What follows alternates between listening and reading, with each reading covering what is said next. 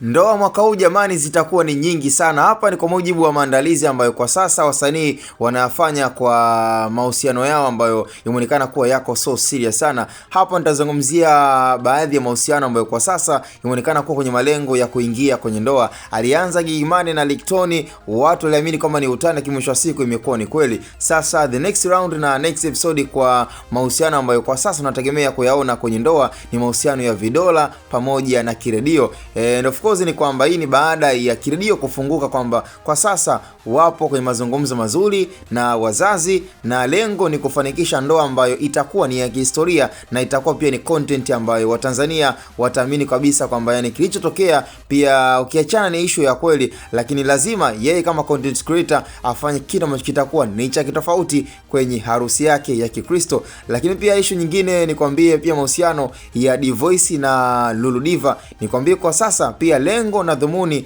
la maandalizi ambayo kwa sasa yanafanyika chini kwa chini ni kwamba Dvoice amezama kwenye penzi na yupo tayari kabisa kwamba kuingia kwenye ndoa na dada yetu Lulu Diva. Kwa sasa ndoa imekuwa ni kama fashion kwa hawa mastaa, yani ni jambo la kawaida. Zamani ndo tuwa kidogo tuna tetesi na ukakasi mkubwa kwamba labda msanii fulani anataka kuolewa ama msanii fulani anataka kuoa, tulikuwa tunaamini kwamba hizo ni tetesi na haiwezekani. Lakini kwa sasa ukisikia msanii ambaye anaamua kuzungumza na kuweka wazi issue ya ndoa, basi kwa sasa imekuwa ni so serious sana. Wasanii wapo serious kwenye jambo zima la kuingia kwenye ndoa. Hivyo kwa Dvoice na Lulu Diva tuwaombee, lakini pia Kiredio na Vidola pia the same tuwaombee kwenye maandalizi ya ndoa, ili mradi watimize jambo la heri kama ambavyo Gigy Money ameweza kutimiza na Lipton, na wasanii kwa sasa wako njiani. Alikiba hatujajua pia kuna shida gani, lakini kuna mwanamke ambaye yupo naye kwa sasa na tunaambiwa pia na yeye anataka kuingia kwenye ndoa. Kajana Harmonize